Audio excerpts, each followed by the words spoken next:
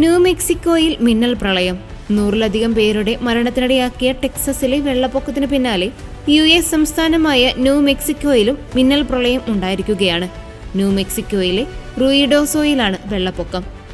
മിനിറ്റുകൾക്കുള്ളിൽ റൂയിഡോസോ നദിയിലെ ജലനിരപ്പ് 20.24 അടിയായി ഉയർന്നതിനെ തുടർന്നാണ് പ്രദേശത്ത് പ്രളയമുണ്ടായത്. ഇവിടെയുണ്ടായിരുന്ന വെള്ളപ്പൊക്കത്തിന്റെ തീവ്രതയിൽ വീടുകൾ ഒലിച്ചുപോയി. ദുരന്ത മേഖലയിൽ രക്ഷാപ്രവർത്തനം ഇപ്പോഴും പുരോഗമിക്കുകയാണ്. വീടുകളിലും കാറുകളിലും കുടുങ്ങിക്കിടക്കുന്നവരെ അടക്കം സുരക്ഷിത സ്ഥലത്തേക്ക് മാറ്റിയിട്ടുണ്ടെന്ന് അധികൃതർ അറിയിച്ചു. അതേസമയം അപകടാവസ്ഥ മുൻനിർത്തി ജനങ്ങളോട് ഉയർന്ന സ്ഥലത്തേക്ക് മാറി നിൽക്കാൻ ന്യൂ മെക്സിക്കോ സെനറ്റർ മാർട്ടിൻ ഹെയ്റ്റിച്ച് അറിയിച്ചിട്ടുണ്ട്. വൈദ്യുത പ്രവാഹമുള്ളതുകൊണ്ട് പ്രളയജലത്തിലൂടെ വാഹനം ഓടിക്കരുതെന്നും NWS മുന്നറിയിപ്പ് നൽകി. ഇതുവരെ ന്യൂ മെക്സിക്കോയിലെ പ്രളയത്തിൽ ആളപായമൊന്നും രേഖപ്പെടുത്തിയിട്ടില്ല. അതേസമയം ടെക്സസിലുണ്ടായ വെള്ളപ്പൊക്കത്തിൽ 160 പേരെ കാണാതായിട്ടുണ്ടെന്നും ആരെക്കുറിച്ചും വിവരമില്ലെന്നും സംസ്ഥാന ഗവർണർ വ്യക്തമാക്കി.